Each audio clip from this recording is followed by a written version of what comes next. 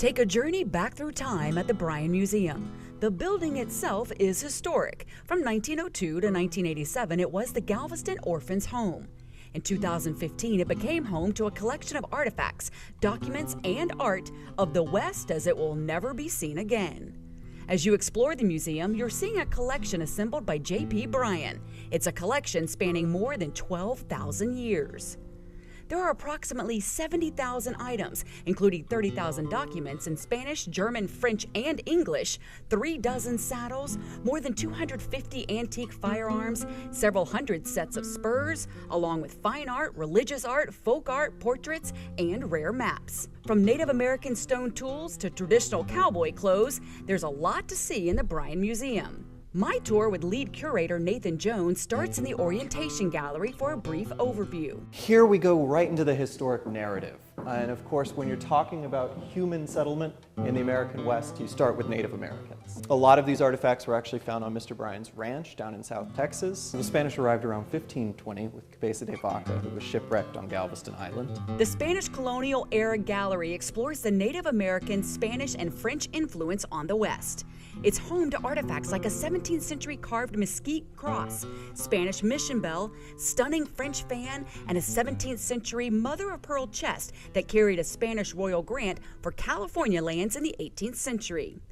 You're greeted by Stephen F. Austin as you walk into the Texas Frontier Gallery. I would call it, I guess, the war room. Sure, yeah, and a lot of this history of Texas is a history of conflict. It's disputed between Native Americans, between the Spanish, between the French, between the United States, Mexico.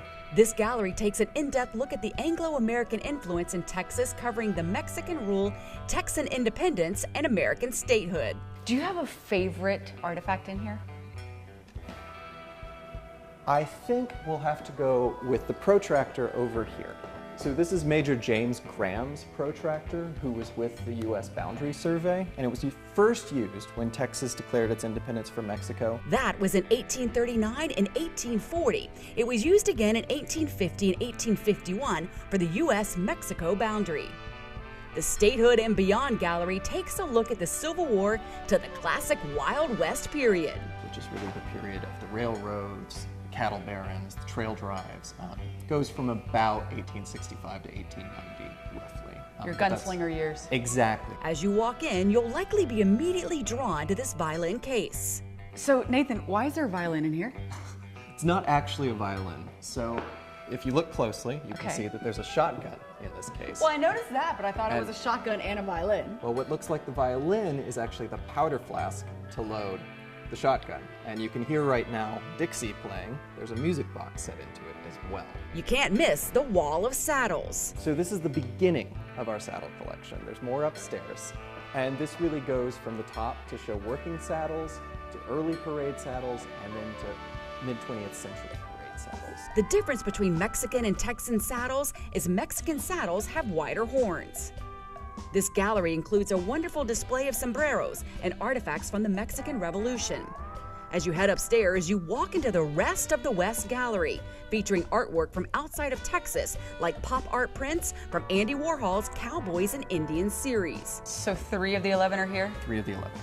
The gun display is home to some of the best and rarest guns ever made, including Colts, Winchesters, and Remingtons. Wow, these date back to the 1800s. Absolutely. You might kick up your heels in front of the spurs display.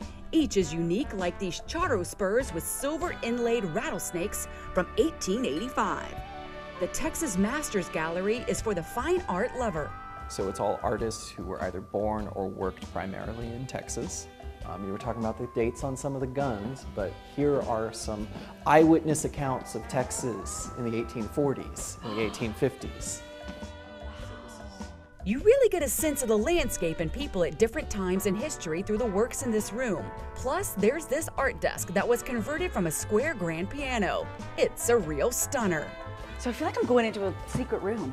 A little bit. This one's not open for regular tours. This is Mr. Bryan's private library. Some of his map collection is on the walls, and of course, the room is filled with books. Make sure to head down to the first floor to see the Galveston Orphans' Home Gallery. Innocently, I just come over here. Okay, so that freaked me out a little, but it was interesting to see a secret hideout used by some of the kids. It was discovered during renovations. This is also the fun zone for the little kids or big kids like me that just have to see what's in the pirate's chest. Just lift the lid.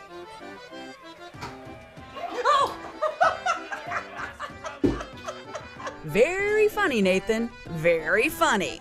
Who were the first people on Galveston Island? Well, I'm gonna go, since this seems like a Native American name. You did it. I got it right? You got it right. Let the cannons fire! Something that really sparkles is the museum's conservatory used for weddings and parties. After touring the museum, relax out in the lush gardens. Enjoy the butterflies, including monarch butterflies, the tranquility of fountains, and listen to the birds as you relax on the grounds of the Bryan Museum.